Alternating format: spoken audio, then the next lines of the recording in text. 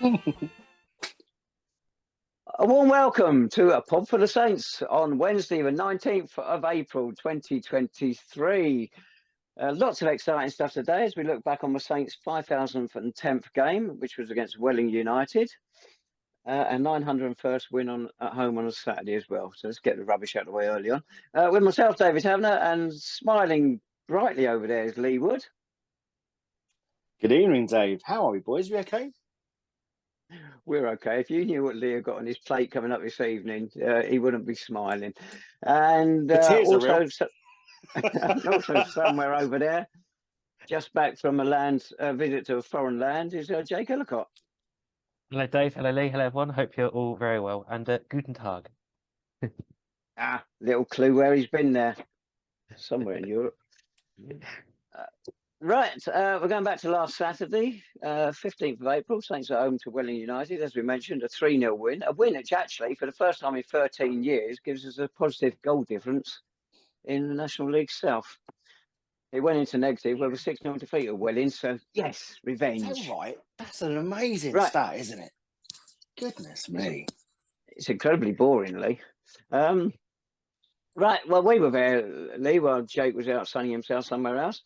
A funny old game, wasn't it? 3-0 sounds convincing for an hour. Welling certainly gave as good as they got, and they had chances to win that game. Could have wrapped up in that time. But what they didn't have, someone I've banged on about recently a little bit, Glenn McConnell. Scored early on, scored another cracker later on as well. Set up a third, 2 great shots, forced good saves from the keeper.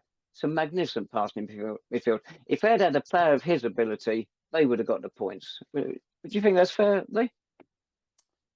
Mate, spot on. That's brilliant. That's done. Right. Wrap it up. It was one of those games, Tabs, wasn't it? It could have quite easily been anywhere between 3-3 and 5-0. It really was that opener game at the start.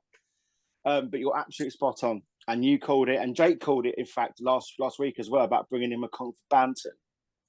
I was actually I bumped into a scout at the ground, and he said that he hadn't seen much of McConnell. We hadn't seen much of him, had we, in fairness, given his FA Cup exploits. And he would play McConnell over Banton in that number 10 role every day of the week from now on. He said his passing was just, it was creative and it was positive, and you could see that, couldn't you? But what I would say is that Welling, they came to play and they probably had the best chances of the entire game. I can't remember who. Well, I think it was Payne who missed. He was right in front of goal with that header in the first half. I think Foster had a good chance for them as well. I mean, they were gilt-edged chances, and I don't think we could have argued too much if we'd have gone down in the break, behind, because those are the glorious chances that Welling created, and we knew we were in for a game. One thing I would say is that one thing that you often bleat on about, Tabs, about just going for it, really, really gung-ho sort of stuff. And okay, left us open a little bit at the back with the passing, but the way we attacked Welling, that first goal was absolutely sublime. Passing, movement, vision, understanding of where your teammates are, and it was a fantastic game to watch. It honestly was. Stephen Payne also hit the crossbar for Welling, and Dylan Berry made a couple of good saves as well. But Glenn McConnell, he's come through football academies, which so many players have nowadays, and they're stereotyped. They've got a fantastic touch. They kill a ball far better than players used to. But they are programmed to go sideways or backwards, just keep possession. He isn't. Somehow they've let him become a proper footballer. He attacks. He opens defences up. And if Cambridge United let him carry on playing like that, they're going to have one terrific player. If they want him to concentrate on a defensive game, keep in possession like the other players, they will kill a good player. But it doesn't look like they're going to do that. He played like it at the Emirates when we saw him in the FA Youth Cup tie there against Arsenal. And it just stands out, doesn't he? He's being so different. He wants to attack. He wants to create for other players. He wants to score himself as well. But tragically, of course, we've only got him for a little while. But it's a sign which hopefully will get across to the rest of the team. You mentioned it earlier about attacking. If we attack, that's our strength. And he is really the icing on the cake at the moment. when we play him. You can see him doing it again at Dartford Saturday. It's going to be an interesting doing it away from home because he's scored twice. He scored 2 goals at home now, and he's only started in 4 games. It's phenomenal for a 17-year-old who turns 18 later this month. But the rest of the team worked with him as well, didn't they? It wasn't totally a one-man show. It wasn't far off it. But he gave us the impetus to push forward, as you mentioned. Yeah, I think that McConnell will get all of the headlines, and rightly so. One person I do want to mention, though, is Jay Cooper, because I think he really, really came alive on Saturday. His movement was excellent. He had a good link up role. He was always finding himself in good areas. Blackburn was finding him with some passing. He was a perfect foil for Jeffers as well. He had a couple of good chances, but he's created them off of his own back. His movement, his intelligence in and around like the final third. They just couldn't handle him. And yes, McConnell will get all of the headlines, but I think Cooper's really coming on now, leaps and bounds. And Nobby alluded to it at the Fans Forum. It won't be too long before he's sort of playing, first team professional football, whether it be for Colchester or another league side. But you can see all these key players now, albeit loanees, are now coming together and they're unified and they're just gelling at the right time for us, which is absolutely banging. Funny enough, Shea Cooper's finishing Saturday was akin to Welling United's. It was going everywhere but on target. But you're right, he was getting in those positions, and he does get goals. We know that. He's got 6 already for us. He's done well, and he's going to be a good player. No 2 ways about it. But yeah, his finishing did let him down a little bit. But the good thing about him getting in those positions, and right, he didn't hit the target, and McConnell doing what he was doing, that really confuses the opposition because their main focus is normally Sean Jeffers, obviously. And suddenly, we've got 2 or 3 other prongs, and Mitchell Weiss comes on, and he's back into his best form. And what a delightful finish for his goal. Again, a lovely weighted pass from Glenn McConnell. Substitutions worked. Nobby got them spot on Saturday. I think once we got the second goal, that just killed Welling, as far as I'm concerned. And they were still trying to play football up until that point. And they still created some chances. Berry had a couple of saves in the second half that he did well with. But I think the movement was just second to none. I think I alluded to this on one of my tweets, I think to you, Jake, that yes, they came to play Welling, but the cream always rises to the top. And it's just that thing now where the substitutions, the effort was relentless. Because even though we had key players go off, the calibre of players we had coming back on, Welling had no answer to it. And yes, Weiss, etc., was a perfect example. He took his goal fantastically well. And it was nothing more than the team deserved. I mean, we kept plugging away. We had spells where we went off it a little tiny bit, but I think that was just to recuperate the energy because we really were going at Welling. But it was a really good game, Tavs, and it could have been more. We could have had 5 or 6, but ultimately the 3-0 says it all. The players played well. All of the key stars, they put their big boy pants on and they certainly came out to play and they put on a good show for the Clarence Park faithful. I guess you've seen the highlights by now, Jake. You probably had an inkling what it was like before you watched them, but what did you make of them? Yeah, I think, like you both hinted at, is the attacking intent we displayed, which I think if we are to have any success this season, I think we need to make the most of, because defensively we are a little bit shaky at times, and there will be teams that will punish us with those chances that maybe we presented.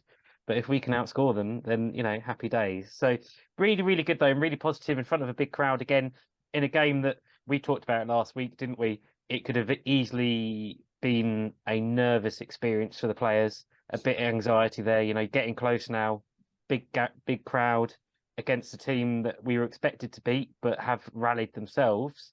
But to do it so comprehensively like that was absolutely brilliant. And, with the playoff picture, the way it's looking at the minute, it was an absolutely crucial result, wasn't it? So it's kept us well in the heart of it, and it's very exciting. And I just wanted to ask, how did Sean Jeffers play? Obviously, with those 2 off him, did it work well in terms of their connection with him, and were they like the perfect foil for him almost? What do you reckon, Lee? I think it was good in so much that we said this before, he always commands attention, doesn't he? And from that, it makes their defence play out of position slightly. They're always sort of concentrated on what he's doing, and that then leads to Cooper doing what he does, or McConnell breaking through. I think he wasn't. He was busy. And he wasn't exactly threatening, but he didn't need to be at that point because he had other threats around him. And I think there's a certain stigma with Jeffers is that he just doesn't look interested at times, almost sort of like a Berbatov type sort of demeanour. But trust me, he was working really hard. He put the yards in. He had a very sort of fancy overhead kick, didn't he, in the first half, just sort of trying to make something happen. I think what you're finding now with Jeffers is that he's very, selfless, and he will always incorporate himself into the team dynamic. And I think that's what we need now. He'll bring other players into play. He links up play really, really well. And when you've got the passing of like Blackman and McConnell, it's just the perfect foil because he can be that strong target man, but he can also link up play for the on-running McConnell and Cooper as well. So he wasn't standout, but he didn't need to be. He was a really good front man and a fantastic team player as well. I think you got it right there, Lee. It's not like at Concord in a previous game where he had 5 chances, and he was a threat all the time before he finally stuck one away with a terrific header.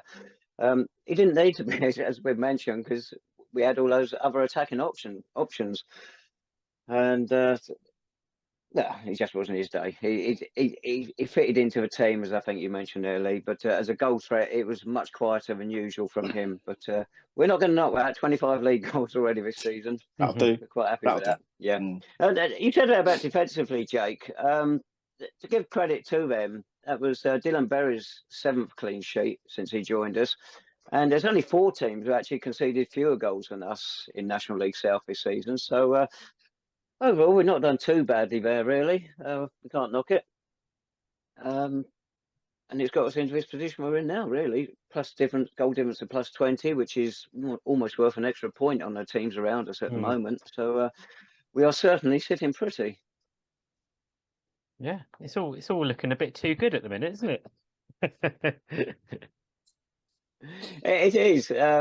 Dartford, who we got on Saturday, of course, they got another game before then against Concord Rangers. Concord helped themselves a bit with a victory last night. But you can't really see anything but a Dartford win there. And coming 2 days before playing us, we're quite happy with that, aren't we? Yeah, and Dartford do need to win on Thursday because of Chelmsford City's victory last night on Tuesday night, just to really cement their second place. So I think we're very happy that they're playing on Thursday night. It's less than ideal. They played last Thursday night as well against Taunton, and then had Tonbridge on Saturday. And it sounds like the Tonbridge game was a bit of a battle for them, and the second half was very much sort of Dartford just sitting in and soaking up the pressure. So at this stage in the season, you just want all those little increments that could possibly go your way. And who knows, Thursday night could be a factor. In many ways, we'd love them to win at Concord. I think that would Concord had virtually gone anyway, because that would pretty much make it a Kent 1 and 2 at the top of the table, FC champions, Dartford almost certainly second then. And there's less incentive for them to really go at us on Saturday then, but not going to go and let us get off light there. I won't stick the youth team out, will they? Certainly not. I think that's wishful dreaming, isn't it? No, I think Welling was a great result at a great time, but this Dartford game is a real hurdle now. It's really a tough challenge coming up, but it's an exciting one, and I think it's one that we can all be excited about, even if we're a little bit nervous as well.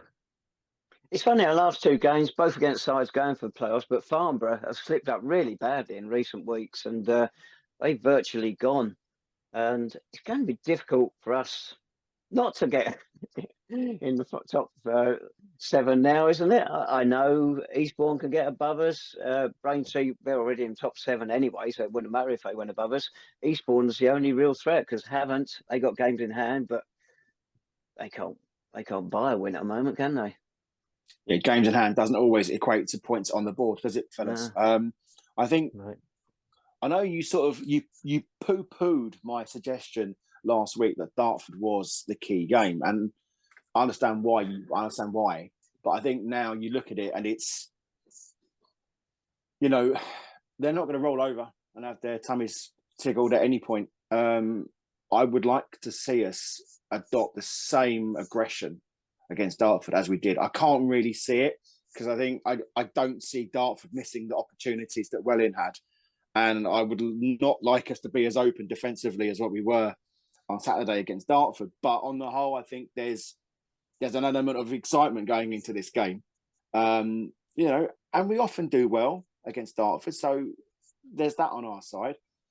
We're gonna be sort of going down there in good numbers, strong voices, and optimism as well, because there's nothing here. There's nothing to suggest they're not an Ebbsfleet. They're not a runaway second.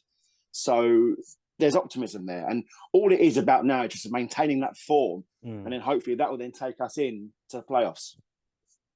The only two teams that can really stop us, as we mentioned, are Eastbourne and Havant. Well, Havant away to Oxford City, and given the form Havant are in, be a heck of an upset if they were to win that. And Eastbourne are rated Braintree, 7th versus 8th. So there's some cracking games on Saturday, and it could all be done and dusted by Saturday night, really. Yeah. It's a crucial day. We could easily lose on Saturday and still be pretty much there. That would be perfect, wouldn't it? So, it's a massive day, and I don't think we have any reason to be scared of Dartford. They're not in amazing form themselves, are they? Of course, we've still got Thursday to go, and we see how they get on against Concord. But their recent form guide, I think they're 10th in the form guide. They've lost a couple, won a couple. Interestingly, they've lost against the likes of Chelmsford and Oxford in recent weeks. So it's going to be difficult, but we've got to go there confident. I think they've had 12 defeats this season, so they're certainly not imperious, are they? You're right there, Jake. Last 10 league games, won 4, drawn 2, lost 4. Exactly. Yeah, nothing special at all. Whereas what are we now? 1 defeat in 8. Yeah, and we're always a better side away from home, aren't we? So we will be going there very confident, I think. Boys, I can't help but think we're sort of setting ourselves up for a fall here, but yeah, absolutely. It's tick, tick, tick, tick, boom. That's how it's going to go. You look at the team. Ricardo Di Sciollo is still suspended. That's a third of his games. So you can't really see any changes being made, can you? Surely he will keep McConnell in now. Ben Smith will be on the bench. But beyond that, you can't see any changes, can you?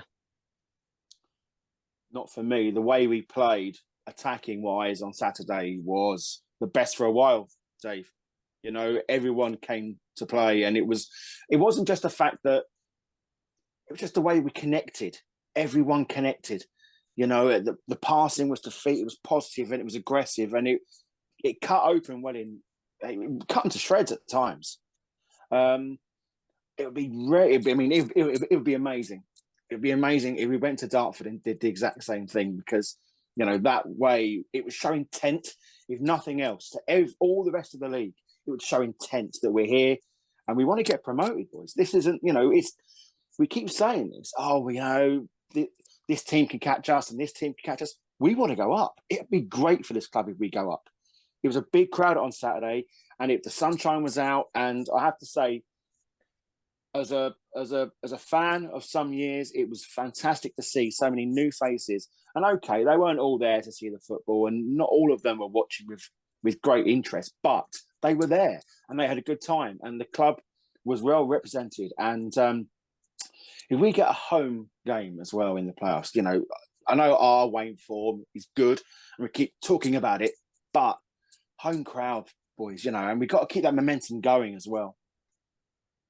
It was a cracking crowd, wasn't it, Lee? Just short of 2,000 again. In fact, it was 2 days after the anniversary of the club was formed, which was 1908, and lo and behold, the attendance was 1908. I mean, what a coincidence! Incredible, isn't it? I mean, what are you suggesting, Dave? Nothing at all. Be a first, mate. You too. Good job we weren't born in the year 110 or something, and would have been a poor attendance then. You can't be sort of too far off though, mate. Our record against Dartford's quite impressive. 1 win in the last 7. Yeah. I thought it was better than that. Apologies. That's how to bring us down to earth. Yeah. Well, of course, it was won with a cracking goal by Sean Jeffers. All right, took a slight deflection, but we don't need to mention that. So he's got a bit of form there, so he'd like to get another one, no doubt. Absolutely.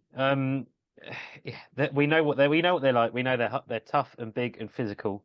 But it could be the perfect game for someone like Glenn McConnell and Shea Cooper. You know, tricky players who've got pace and explosiveness about them that could really expose Dartford. You know, they've still got Tom Bonner at the back. They've got Luke Allen midfield. They've got some bloke called Harvey Bradbury up front. You know, there's a few. You know, none of those players. I don't think we fear any of them at this stage. I don't think we need to. You know, we just focus on ourselves and just go out there and do that job. And I think, like Lee said earlier, I think the great thing is it's going to be a really good atmosphere. I'm sure there'll be lots of Saints fans that make the journey. I'm sure Dartford fans will play their part as well.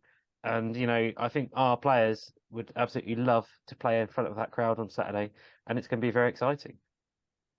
You mentioned Harvey Bradbury there, Jake, of course, a former Saint. We saw another one last Saturday, Lee, didn't we? Jamie Sandals-White for Welling United. I thought he was quite composed. He had a decent game, quite tidy. From one meathead to another. Yeah, I mean, he looked okay. I mean, he didn't really pull off any trees, did he? Yeah, but the thing is, I think it's probably that's where he is.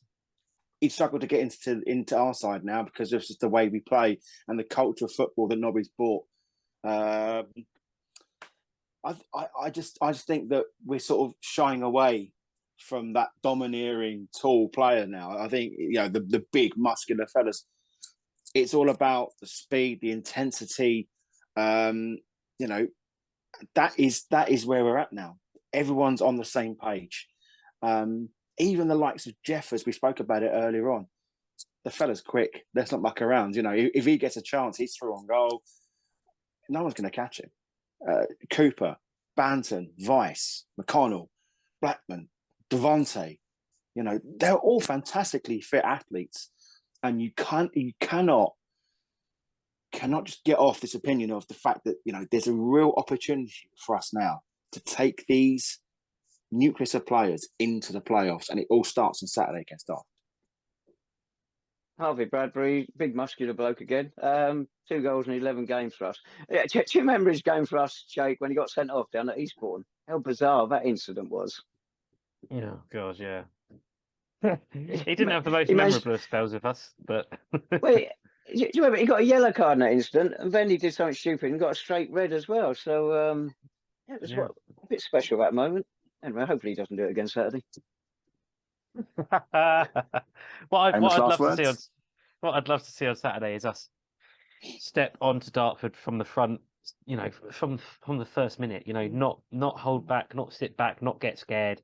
You know, I think if we can impose ourselves on them, I think we can cause trouble, you know, and we can create opportunities. Sitting back and sitting for a point is a dangerous game against a team like Dartford.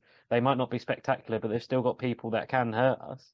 So we want to go on them and, you know, do it ourselves. And if we get the lead, great. You know, just make sure, don't be afraid of the occasion. And I'm sure we won't be. I think you're right, Joe. It's more the occasion rather than the opposition. Yeah. I'm more worried about. Just concentrate on the game. It'd be a decent crowd again. Be low from St Albans going down there. They're, as we mentioned, they're not in great form. It is the occasion more than the opposition to worry about. And come on, let's go and finish the job off and we'll have a good time against Farnborough the following week. Pick some time then. 0-0 for me, boys. Write it down, Dave. Yeah, of course. Lee, what are you going to go for, Jake? 2-1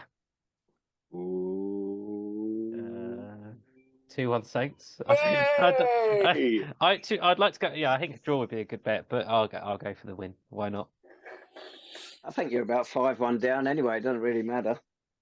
Hey, well, if you count the playoff, you know, trophy. There should be a trophy, prediction trophy. Yeah, I think it should be something from Dave's background.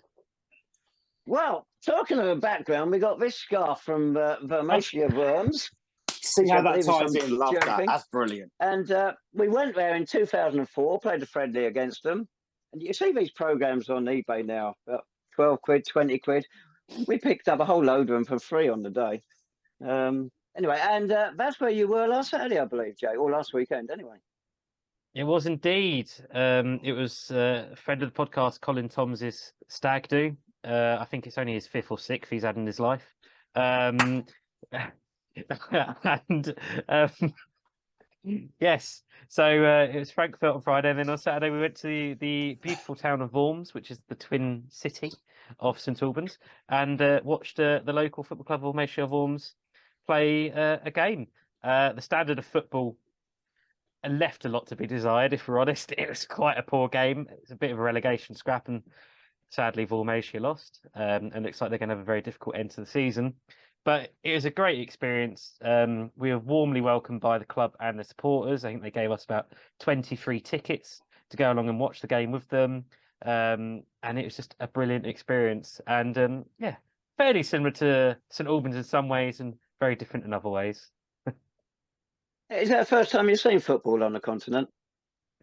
It was, yeah. But I wouldn't, I wouldn't praise that style of football. It was very physical. It was very Route One, and it was, what shocked me was just how massive a lot of the players were in terms of muscles, and they weren't like Sunday League footballers, but they were all such a physical game. Tackles flying in. The ref lost a bit of control. Someone tried to throw a pretzel at him. Someone then threw a foot. Someone in the crowd managed to hold onto a match ball and throw it at him as well at the end. So it was an interesting experience. The ultras, Formatia ultras, very passionate lot. But yeah, it was a very fun experience, and I think what was great was just how welcoming their supporters and the whole club were of us rowdy bunch of English and Norwegian blokes who turned up and joined them for the day. And it was just great to be so warmly welcomed by the club. We tried to shoehorn about 2,000 people into the park that day. Were there many at your game? No, it was about just under 1,000, so it's about 950 odd there. So not a great That's not bad. attendance for them, and I think they would have liked more, but I think it just reflects it's been a difficult season for them in the I think they're in the Bundesliga Südwest.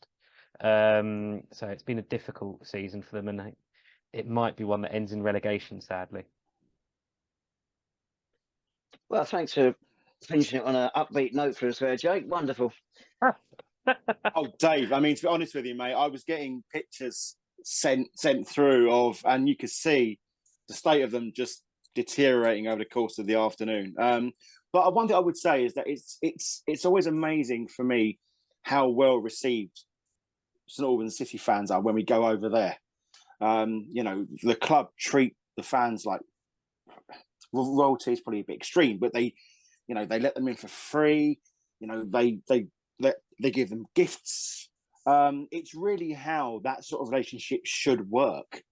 But in terms of the pictures I saw, I mean, it was, what was there not to like, Jacob? There was, the sun was out, there was beautiful women, there were, wine was flowing, beer was flowing, good friends, a good time was had by all.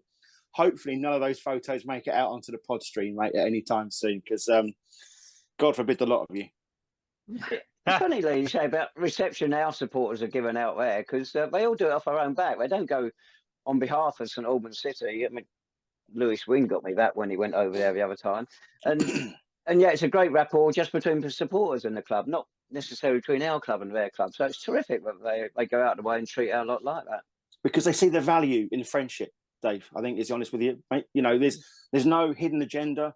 There's no one-upmanship. There's no claiming to be something that you're not. It's just genuinely God's honest, nice people interacting with other like people. And it's just about, yes, we have the football in common, but I think on the whole, mate, isn't that how we should be anyway? Just be nice and be welcoming, and good things happen to good people too. How's your German, Jake? Is it improving? And they're just about not as good as his Welsh is, mate. I know that. And I think we should mention that that the German fans as well make their own way over. They come to a game normally at least once or twice a season at Clarence Park. After the pandemic is finished now. They came over, a couple of months ago, had a great time as well. So I think we should say, it's a great connection that we've got with their supporters as well. And it should be cherished because, it's a cliche, but it's what football should be all about. It often isn't, but it should be. Marvellous. Well said. Right. Anything else to do with our club to mention, or can we go and put dinner on now? We have been getting some emails and messages this week. Please do keep them coming in. Young Jacob is going to give you all the information you need to get in touch with us. Yes, at a Podful of Saints on Twitter, and the email address be below. Dave, do you have anything else? I mean, you're surprisingly quiet at the end here. Normally have something to add. No, I've got nothing. I couldn't care less. Who have we got Saturday? Oh, on that delightful note. I'd just like to say, going back to Glenn McConnell, you don't want to big the kid up too much, do you? Because you don't want his ego going out of the window and whatnot, and everything like that. But I said it a few weeks ago. He has got the potential to be the next Alan Cockram in our eyes. Whether he can do it at the biggest stage, no, he'd end up playing for some Sunday league club if I was dealing with it. And he's a sort of player, if you get a chance to see him, go and see him while you can. We only got one more home game. Hopefully he'll be fit and playing in that. Probably won't be with us next season. I think Cambridge United are getting a few inquiries about him now with what's going on. So you got two chances to see him in our colours, plus the playoffs probably. But one more home game for certain. Take your chance and hopefully you turn it on. No pressure, Glenn. Get on with it. On that note, we will see you all again next week. Thanks very much, everyone. Bye-bye. Cheerio.